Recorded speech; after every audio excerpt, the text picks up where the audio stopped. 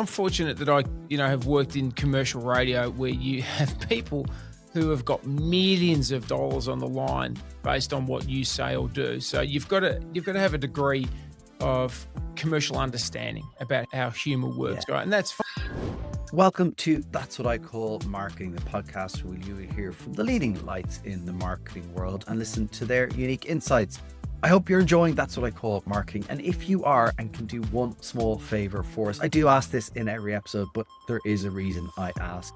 And that is, if you can rate or review an episode that you've listened to, leave a comment, or even share the episode with one other person, or share any of the posts you see. It really does help us reach more and more people. It just gets harder and harder. The platforms want us all to spend, and we're not for profit in the sense of we don't make money out of this podcast, and the people who support us help us keep this going. But it really helps when people organically share and comment on the content. So if you can do that, it really does help. As I say, more and more people then get exposed to That's What I Call Marketing. Today is a wonderful episode. I am joined by Ed Stenning and Merrick Watts to talk about not just their new brand, but their new category in Posca Hydrate. Now, I met Ed Stenning. He's got a stellar career with the likes of Suntory and Line, and we met a couple of years ago, well, maybe more than a couple of years ago, at an event in Scotland. And as I say in the episode, I had no right to be there. Ed definitely did. And he has teamed up with Merrick Watts. Now, Merrick, for anyone in Australia will know Merrick. He is a really well-known radio host. He launched Nova in Australia. He was on the likes of Triple J, comedian, and incredibly well-known guy. And he had come up with this new hydration hypertonic drink called Posca Hydrate. He brought it to Ed when he was at Line, and you'll hear in the story today that Ed sent him off with a list of things to do, and he did everything on the list and then asked Ed to join him. So they are co-founders of Posca Hydrate. And so we talk about the incredible journey that they've been on, creating the product, creating the brand that goes with the product, how they think about, as Ed says, the 4 Ps of marketing. Ed is bringing all that experience with him, but how they think about culture as well. And obviously, as a comedian and radio personality, Merrick is really in touch with and in tune with culture and humour. And he's got such an amazing point to make about humour and jokes, something you absolutely need to listen to. Let's get into this amazing story that starts in Rome 2,000 years ago with Ed and Merrick. The sun hasn't even come up here. Let's go. Come on. Ed and Merrick, thanks a million for joining me on That's What I Call Marketing. It is great to have you both here. Great to be here. Thank you, Conor. Ed, we met, I was trying to figure out how many years ago, 6-7 years ago in Scotland at a marketing event. It was a CMO event. I had absolutely no right to be there, but I was there. We had a good time. We stayed connected. And you've had an incredible career. Merrick, people over this side of the world may not be as familiar with your celebrity status, but you've had an amazing career in radio, comedy as well. So how do those two worlds collide? So someone who's a marketer in the drinks world and a radio comedian celebrity get together. I mean, there has to be a joke in there somewhere, Merrick. Yeah, well, we both walked into a bar and there was a horse there, and the horse made no sense in the drinks world, so we left, and that's how we became friends. No, it is an interesting story, kind of, because it's not a well-trodden path. It is pretty unique. For those who are listening, I'm a comedian. I've been a stand-up comedian for over 30 years. I've worked in radio and television in Australia, and for the majority of that time, and now I'm a co-founder of a drinks company from an ancient beverage that I discovered whilst digging around on the internet during COVID because I was bored. So it is a kind of a unique thing, but I knew Ed prior to approaching him. And then once I was kind of in a position where I thought I needed to speak to somebody outside of my own brain, and my wife certainly wasn't listening, I went to Ed Stenning, who was a welcome listening ear. And I explained to him what I'd created and what I wanted to do with it, and asked him for some advice. And that's how it kind of came about. At the time, he was, of course, working for Line, which is a large drinks company, beverage company in the alcohol part of the beverage sector here in Australia. And I went to Ed and showed him Posca for the first time. And we'll get on to Posca and what it is. But Ed, you have a stellar career in Line. I mean, I remember a number of years ago, I was in Sydney and I cut up for a beer with you in the offices Line. And look, I'm going to be honest, when I saw the news, I was like, oh my God, Ed's leaving Line and he's gone and founded something, with somebody else. That's a huge move. There was obviously something in that meeting with Merrick that you were like, there's something in this? Yeah, look, from my side, it was just one of those incredibly important sliding door elements, right? So, Merrick came and shared us the drink and went through the beverage and what it was and all those kind of components. And it was just, I was sitting there in absolute awe because, when you work in the drinks industry for this amount of time, particularly when you know how much focus goes around innovation and everything else, I looked at what Merrick had done and it was just basically, look, these are the major drink trends. And it was like tick, tick, tick. And I'm like, this guy did this in his kitchen, right? With literally by himself. And it was absolutely amazing to be able to see. And I think he definitely got my attention with the liquid. And you and I are both massive Guinness fans, of course. And when you think about particularly drinks brands that will mark time, you look at brands like Guinness, Red Bull, Lafroig, these products taste different. They're completely unique and they really stand out. And that's exactly what Merrick is able to create. And I think, again, if I go back to the Suntory days, liquid was always first and Merrick was able to do it. Right. But then to back that up with the story, and I'll let Mez tell the story of this 2,000-year-old elixir.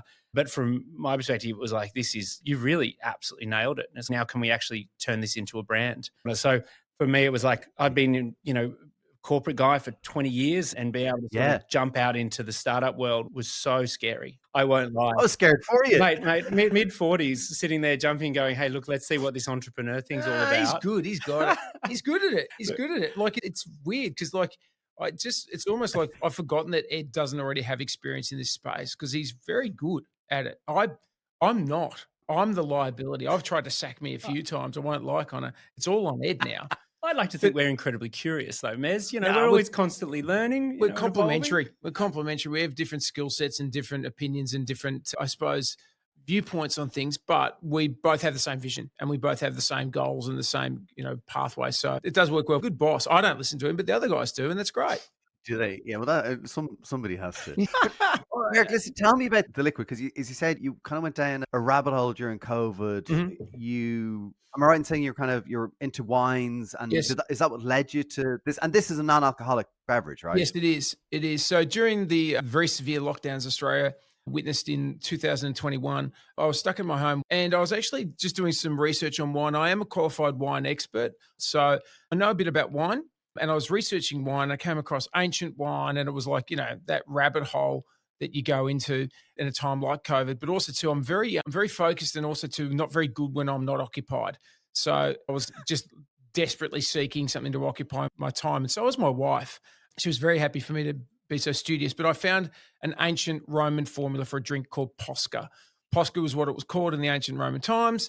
It was ubiquitous in the ancient world. Emperor Hadrian took it to England when he conquered England, and it was a way for soldiers and even gladiators, emperors, stoics, everyone to rehydrate themselves, because water in those days was at times fairly dangerous, particularly if you're on the march. To just draw water from an unknown water source on the march could put your entire army at great peril.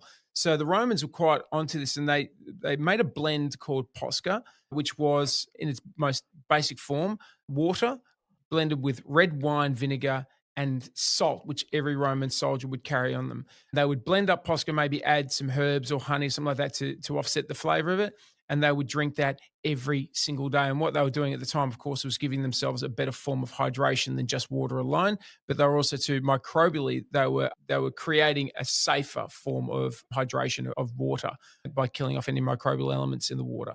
So it was, to me, it was like a fascinating story. I was like, wow, this is great. There's people referred to as an ancient Roman Gatorade, and there was some great, rhetoric from like really weird fans of cosplay. I'm not going to lie. Some recreations and stuff talking about it. I was like, oh, this is all fascinating. But then I read a couple of quotes, and one was by Pliny the Elder and the other one was by Cato the Elder, and they were talking specifically about the digestive benefits of Posca, and also too about the hydration benefits of Posca. How did it die off? Do you know what I mean? Or did it fully die off? Or because that's kind of fascinating, isn't it? It is. Have resurrected something that went away. Yeah, it is. And I think the common belief might be that it went off in trend. It was one of those things that was, it was everywhere and everyone was drinking it in the Roman streets. But then when the Romans built the aqueducts and they were able to get fresh water into a metropolis like Rome, which until that point, water coming into Rome would have been very hazardous. once they got the fresh running water, it became a class thing. So it used to be like literally drunk by the plebs and by even the emperors, but then it became seen as the drink of plebs. And once it became associated with the plebs, like the literal the plebs, then it fell out of favor and people were like, no, let's drink this new form of drink, which to them was like Evian. And they got into that. And I think that's why it fell out. It was a social consequence.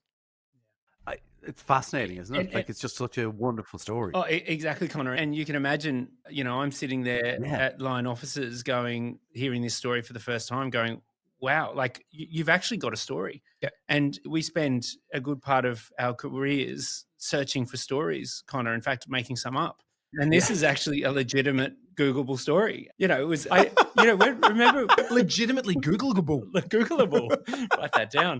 But I think that was even to the point, you remember we were pitching Adam Ferrier to come and join our ad board. Yep. And we made him sign a ton of NDAs and everything else. So Adam Ferrier, famous consumer behaviorist.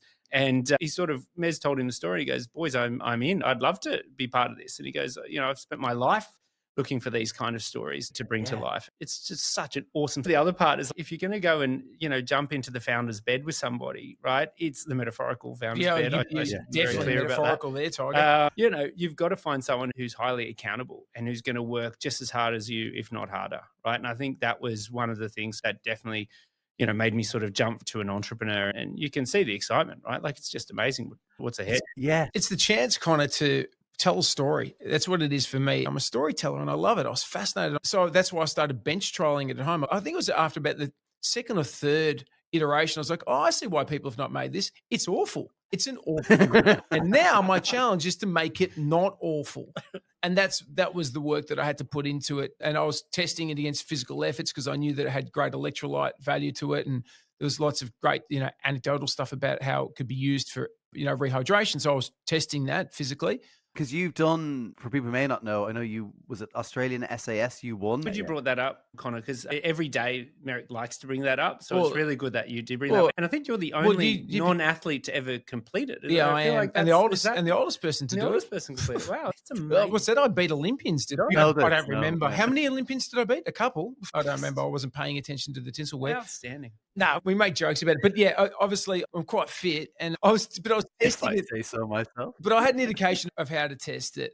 I was it had to be able to do what it said on the tin in the sense is that if it's not good for rehydration, then there's no point in pursuing it. So I flogged myself with a 21 kilometer, 27 kilo pack run with no water, no hydration, nothing, absolutely bare, and flogged myself through bushland near my home and then drank just a blend that I'd made at home. And I was like, wow, I definitely feel better. There's definitely something there. So that made me pursue it. And then, as I said, the blending process at home was about the flavour and trying to get that right. And to be completely honest, if one kind of flash moment hadn't happened, I don't think we would be here today. And that was, I literally turned around and saw my kids' soda stream, a way to carbonate water.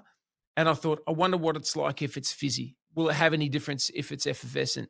And I fizzed up a batch of it and it was just bang, a massive unlock. In terms of flavor? Yeah, because I think it worked with the sodium and I think it's, it's the kind of the locking of certain ingredients and elements. And it's what we now call the alchemy of some of our ingredients. There's something very definite about the way this drink works as a result on the palate and the way it makes you feel as a sugar-free hypertonic. It's quite unique, but it's also to the way it tastes and the way it traverses the palate is really interesting. And I want to get on to I do want to come back to sugar-free because I think that is important, particularly in the cultural context. But I think you get to that point where you have a liquid, you've got flavor profiles that work, you've added the fizz that kind of changes all of that. You've tasted it, you know the story. But to get people interested in this, you have to then create a brand. You have to create a look and feel. You have to create a tone of voice. You have to create positioning. Ed, I'm going to assume this might be where you came in. Look, I'd like to take full credit for it, but I think, Conor, it's not really the case, right? So, obviously, one thing Merrick's, he's been in radio for 20 plus years, right? Every day he's connected into consumers and culture, right? So Merrick definitely brings a lot to the table. I do the boring marketing side. So I talk about 4 Ps and, funnel and, ROI, et cetera.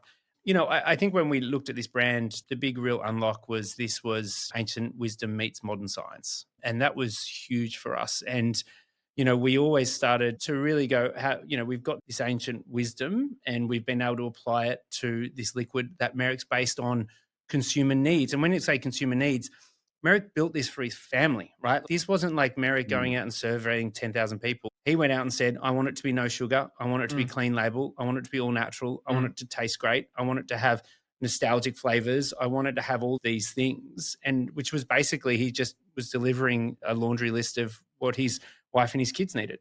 Yeah. So he was able to do what, teams of innovation teams haven't been able to necessarily achieve yet, which was quite impressive.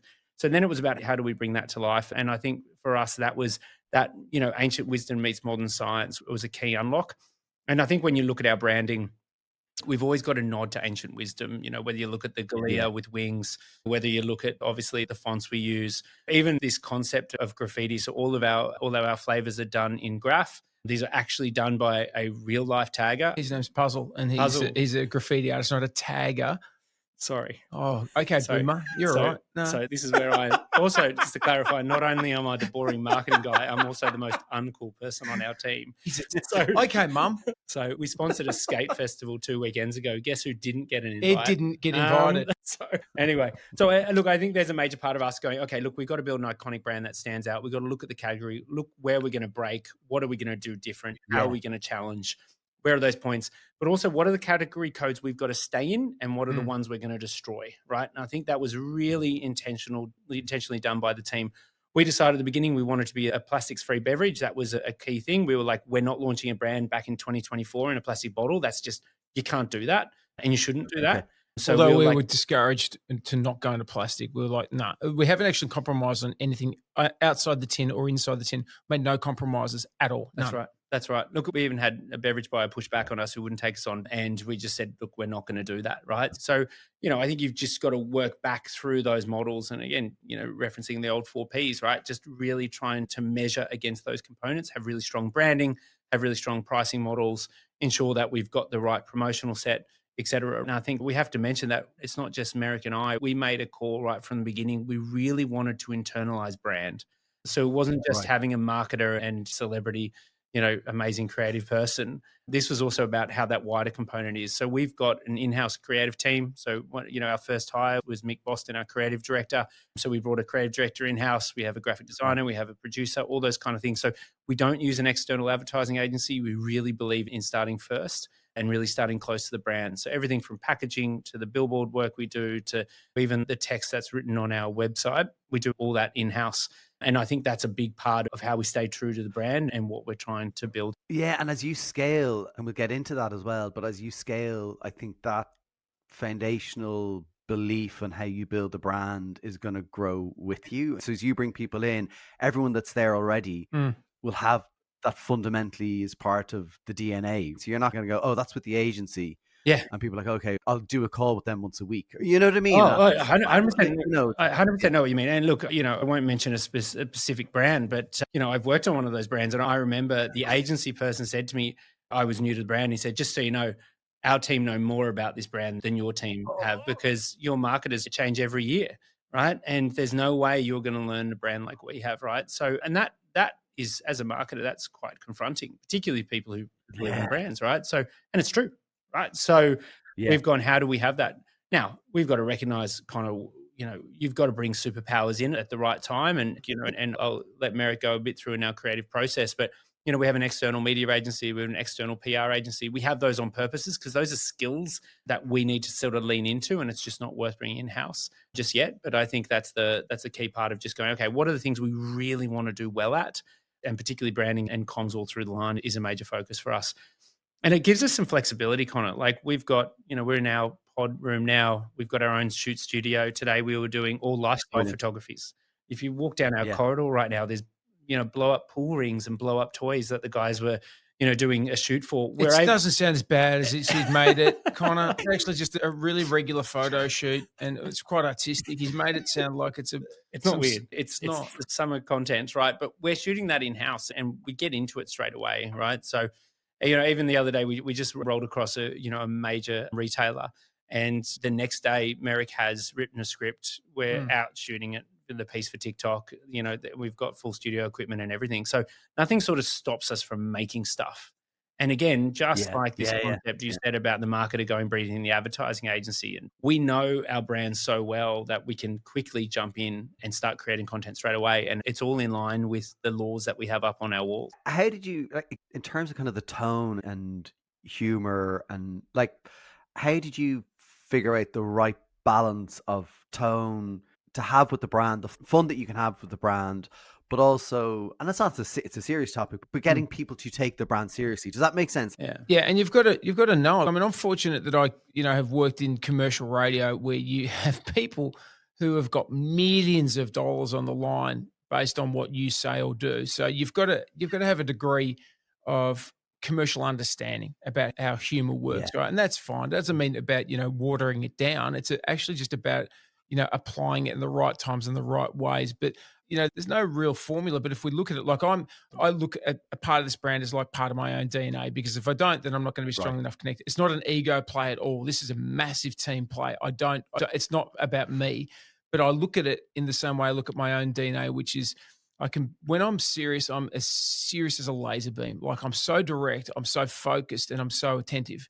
I'm very curious as a person, and I think that reflects in the brand as well. I'm very serious when it needs to be. So anything inside that tin and outside that tin is very important to me. Like, I don't devalue what we put into it across all of that. But also too, like, outside of what we're giving to the consumers, what we're giving to our customers, it's fun. Like, we don't have to be too serious about it. We can muck around, as we'd say in Australia. We muck around with it and have a bit of fun with it and listen to other people's input around it. It's not, hey guys, I've written some stuff, let's apply this. It's more like, what do we think's fun? So we have a writer's room. That's how we come up with stuff. Our creative team, all sitting there. One of our people who sits in our creative team, Rosie, this is her first job on a brand. She's never worked on a brand, and she's part of our creative team and our design team.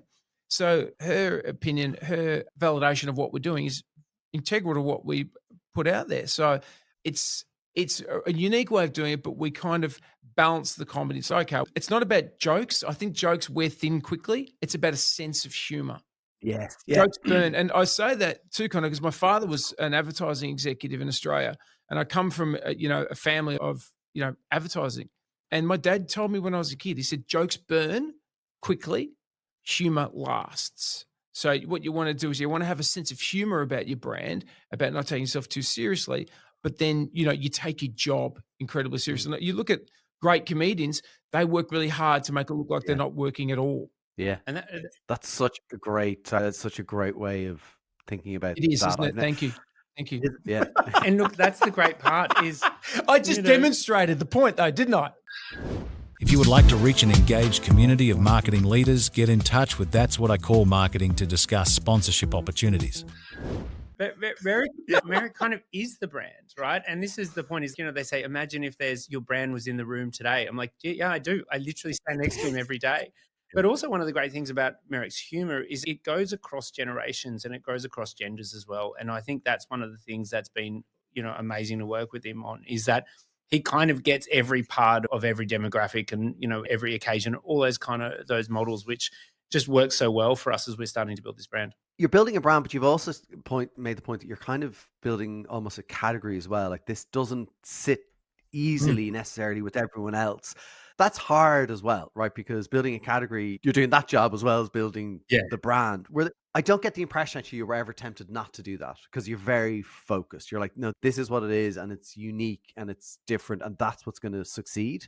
You've got, as you said, the liquid is incredible. It's sugar-free. Like, it's got all these amazing qualities. And again, I love how you talk about inside, outside the tin. You've both said that. So like, I can just tell how strong these beliefs are. But that is challenging. When you get into distribution, for example, you've touched on it there with some of the retailers saying, well, you're not in a plastic bottle, so no. How difficult have those conversations been when you're trying to get it into people's hands? Yeah. Mez and I actually have a joke. We will sit at the end of the day and say, next time, let's create a Me Too. Seriously, let's find something that's working and just go and steal their stuff, right? I think that's it. But, we're never going to outlive ourselves by making a Me Too. And that's always been our goal. And it's always been Merrick's and my goal, is to really build a legacy around the world here. And I think the key point here is it's actually that hydration hasn't really kept up with modern life. And I think this is the real important part of what we're looking at here is that consumers, they think about sports drinks and they think of things with bright colors and lots of sugar and all this kind of thing. And it's got its certain occasion. Then they look at kombucha and they go, okay, this is for gut health and that's a certain occasion. And then they go, I need something that's, a hangover cure. So I'm going to go grab a Korean pear juice, right? So they look for all of these kind of occasions. And for us, it was actually like, look, for us, this is real hydration for the modern era, right? And that's one of the things that we've been pushing on. And I think when you start to look at the major trends that are happening in the world, that, people want energy, but they might actually want to sleep at night as well, right? They know they've got to drink 3 liters of water, in their day, but they're not going to because they've now got RSI in their wrists from carrying 3 liters of water in their bottle, right? All these kind of things that we start to see. And this is where I think for us, we were like, no, let's stay the path. This is a product that is a multi-occasion beverage. And I think that's where, when we started pitching originally, a lot of people asking, what's the demographic? What's the demographic? Those kind of traditional. Where do I pigeonhole this? Yeah. So is it like, women who are 21 and I'm like, sure, it could be women 21 or it can be, and look, the reality is it's only occasions, right? So you can have this after you work out in the morning, you can have this as a refresher, you can have this before alcohol, after alcohol. In fact, it's one of the best mixes you can make, and that's really a qualified statement. So basically you're putting all the electrolytes and the gut health back in your stomach while you're drinking vodka and tequila. So there is no hangover in this process, right? So we are actually looking at occasion-based marketing as a real focus here, and that's how we're going to understand these category decisions, right? But that's the path. That in turn, though, Connor, flex another thing, and I'm sure every marketer on this pod's going, yeah, but that you can't be everything to everyone. And you know what? You're damn right you can't be, right? And I think that's where you've just got to be really smart on your messaging, your target, and you look at your funnel. You go, look, these are our brand awareness messages, and this is how we get through the funnel and into that last reach out, right?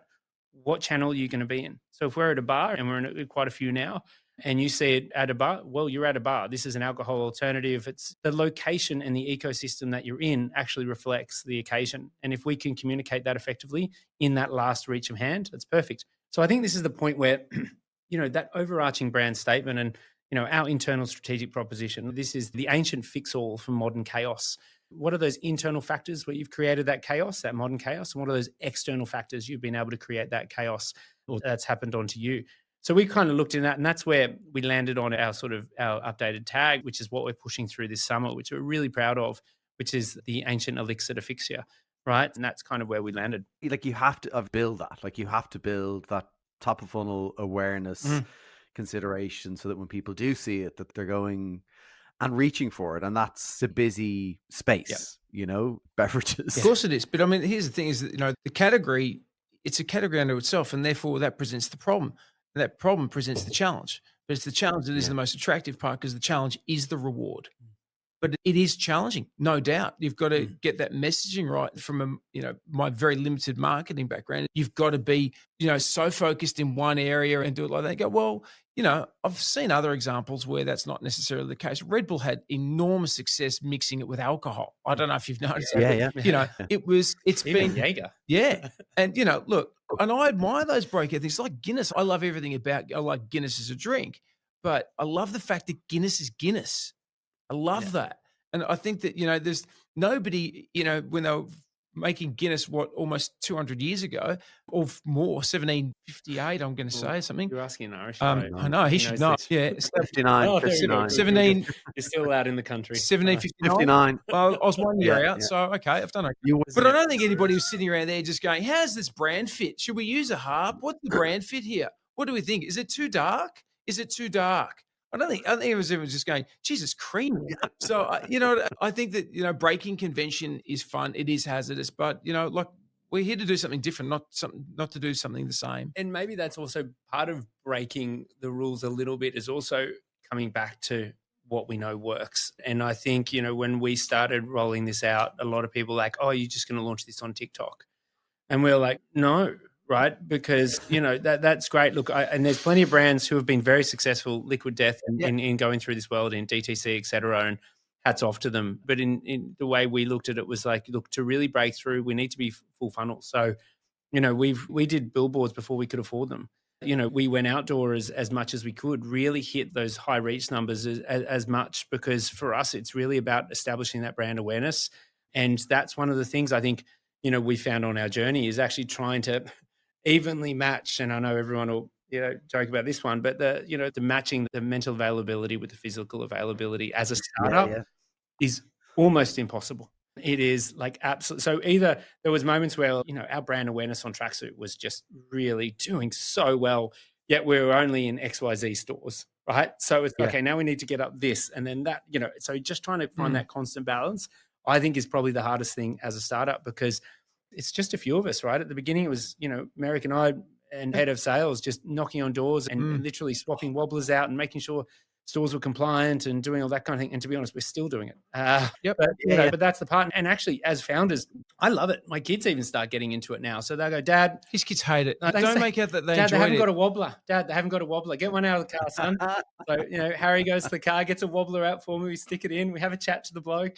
This is the coolest thing about being in a startup. And maybe, I was obsessed with this, maybe, and also my other brands as well. But it's actually kind of nice to be really proud of what you're doing, and you're talking to those retailers about those connections, right?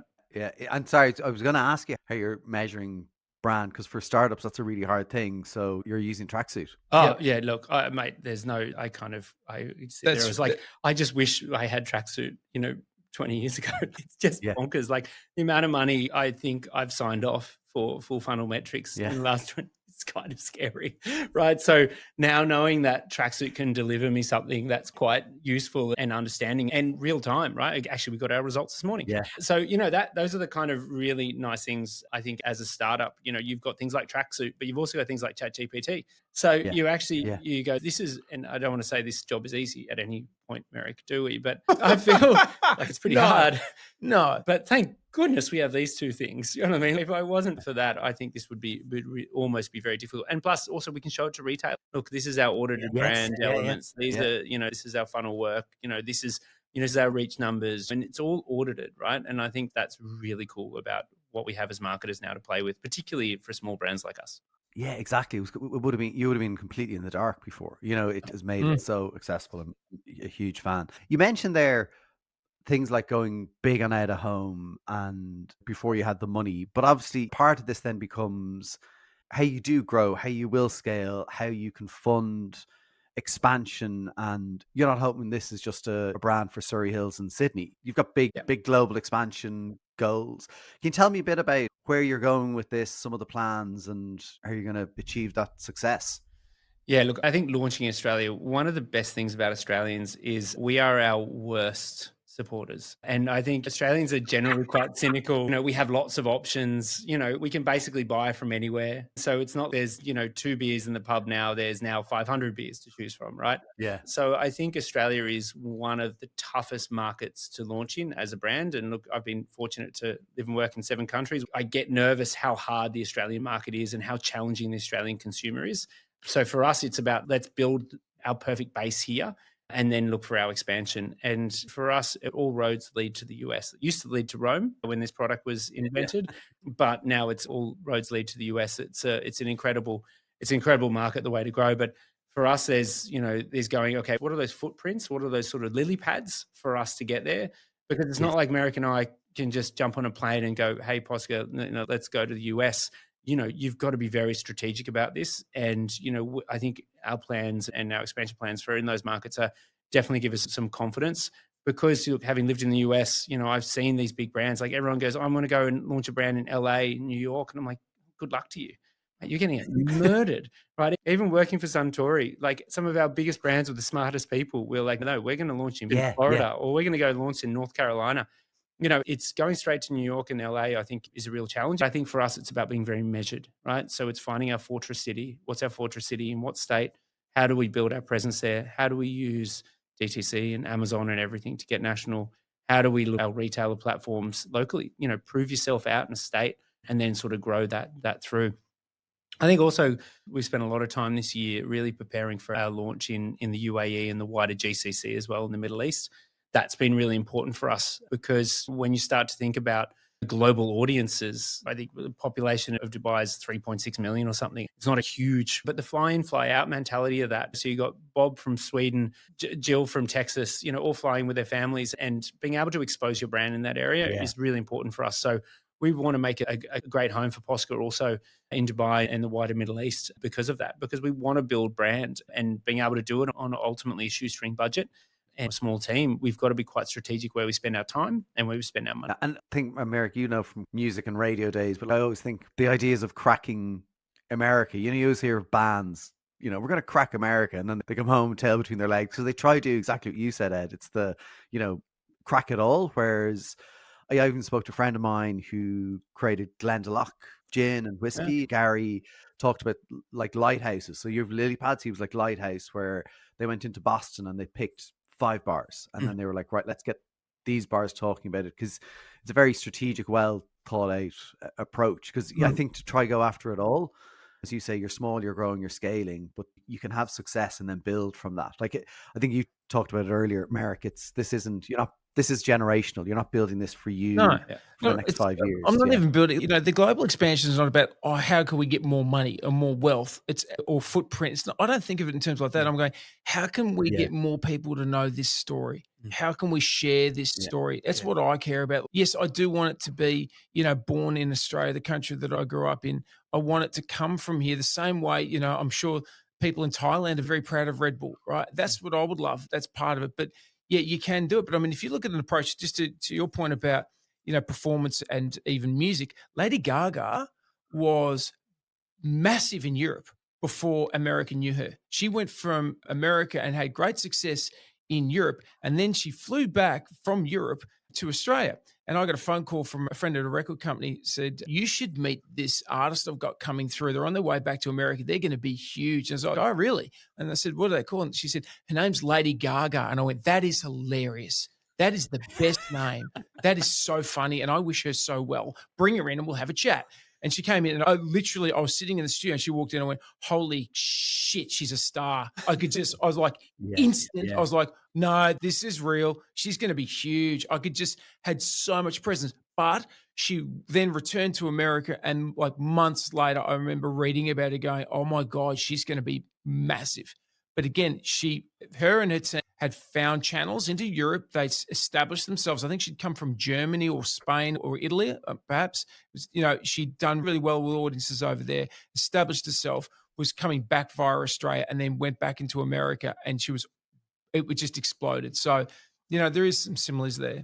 Has there been a moment through this where you were like, yes, this is like we've hit it? Like there's all these micro moments, but has there been one thing where you were like, we were absolutely on to something in either a retailer we're taking this, or actually, you know what? I would say it was the Dan Pronk conversation on Osmo. That was like, holy shit, we've got something different. Because what happened, I'll just explain it, because osmolality is a testing unit that you can have. And so it gives you, a tonicity level. So there's hypotonic, there's isotonic, and there's hypertonic. And we sent away a sample to the United States to have it tested, because we can't have it done here in Australia. And we were looking for isotonic certification, and it came back as hypertonic. And Ed and I were almost in tears. It was just like, oh my God, how is not an isotonic drink? It's got to be isotonic. Oh, this is a disaster. We're literally going, we don't even know what hypertonic really means. And we took it to our doctor, and he goes, no, this is great. You guys, this is great. This is great news. It's higher levels than you would find in the blood. And we're like, you need to really map this out and explain to me. Treat me like I'm the idiot that I am. And he went and got some crayons and drew me some pictures of hypertonicity. And then we're like, this is great. So it gave us a point of difference. It meant that we were the first sugar-free hypertonic. So we had another point of difference. We had a story. We had the founder's story, which, I only put a certain amount of weight in. But then we had this unique beverage. And that, for me, that was like an all-in moment. But, for me personally too, the big moment was when I took it to Ed. No one outside of my family had seen this drink. I had no expectation there would be a reaction like Ed had given to me. When he took it to him when he was at Lion, and I said, crazy story. This is 2,000 years old, but I've made it more modern, and it's in a tiny little bottle where I have made the label myself with some crafting glue at home. I expect you to be very impressed, Ed. And I gave it to him, just thinking, exactly, just going, why is there no one else in this meeting room? I know why, because this is going to be a short meeting.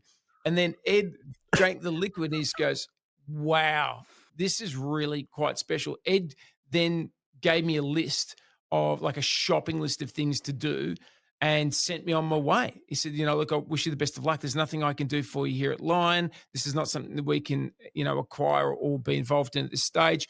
And I said, and it was true. And I knew it was to be true. So I was like, okay. And then I think Ed thought he was never going to see me again. And then because I'm so asinine and determined, I went away and I ticked off everything on the list. And I came back 9 months later and I said, there's your stupid list, Ed. Now come and work with me. And he was just like, oh my God, you're a psychopath. And I went, oh, you've only read half the chapter. And then he came over and he started working with me. And that was it. And we went down and we canned the first prototypes together. Yep. And we decided to form up the company in the structures that we currently have. And we said, let's do this. Let's, give everything to this. And you are, like, you can tell from you. Passion. Like, just it's difference between it's a difference between ownership and passion. Like we are. Ed's so passionate about this. And what's interesting is for me is observing somebody who I work with so closely who's got the exact amount of passion for this as I have. Like, yeah. But, like 4 years ago, he wasn't there. It was just like me and my kitchen bench. But now he shares the same passion. And at times he's too passionate. In fact, sometimes I feel like I could just hose him down a little bit and it would be good for him. But it's great because it's passion that gets you through the tough times. And if you think it's going to be an easy road, everybody knows you're fooling yourself. It is very tough. It is very hard. There's sleepless nights. There's lots of stress, but there's also too lots of, like you were saying, Connor, micro wins. And, you have those little wins. It's, this is, you're up and about and then you get hit again. It's a boxing match constantly. But if you've got somebody that has got your back the whole time, you can do incredible things. How do you keep each other, not saying, but like on that track? Because I talked actually about Matt and Conor from Tracksuit before, and they've kind of said that like it's almost when one is up, the other is down, and it kind of just seems to almost work. And you notice that, and you like quickly seem to make that connection. Like it's kind of strange. Sometimes life just puts you together with the right person. Totally. Look, we also have a set of skills that really work well together, right? Like all of Merrick's strengths are none of mine. I'd agree with that. I'd agree with that. Right, like I got no chance of winning SAS Australia. No, and you have humility. That's the other thing too. Yeah. Like so you've got an awesome level of humility, which I don't fortunately possess. And I actually generally like we've been to obviously a few entrepreneur things, and every time someone says, "Oh, I'm the founder of this," I sit there and I go, "Oh, you poor bugger. You got to do this on your own." I'm like, this is horrible. I think this co-founder relationship is so important because you do need to support each other, and you're in the same foxhole, right? So, and it's great. I've Camilla, my amazing wife, here's a lot of our challenges, but if it wasn't for Merrick, she definitely would have killed me by now. And I think that's part of those journeys. So yeah, look, I think there's really supportive. It's the superpowers coming together that makes a big part. But also being able to listen, understand, and work with each other, because I'm definitely not perfect. I'll let Merrick answer that on his own behalf. Well, I don't think we need to answer that. I think we know. But look, I think that's that's what we do. And also, look, I think that helps us be able to build a really good team around us as well, right? So we know what our strengths and weaknesses are, and we know who to bring in, right? And how to sort of complement, I guess, this culture we're trying to build as we build this, this sort of, the next big drinks business. And also probably timing as well, in a way, the sense of, I think of you, Ed, the experience that you've had in the drinks industry. If this was 15 years ago, you mightn't have seen all the mistakes and things like that. And then, obviously, Merrick, your experience and your ability, we were talking earlier on, connecting to culture and just understanding people, and then your passion and your drive. Listen, it's an absolutely wonderful story. Ed, when I saw you launch this, or say you were going to be part of this, and again, I was terrified for you, but I sent you a note and I said, you did, we have to do this, you have to do the podcast, and you were like, maybe not yet. And we set the right time, and this feels like a really great time. I love what you're doing. I love what you've created. I love the look and feel of it. I can't wait to taste it. Here I am drinking my water out of my, that's what I call marketing mug. I'm parched. I'm absolutely parched here. Posca. You just basically sat through Willy Wonka without any chocolate. I'm very sorry for you.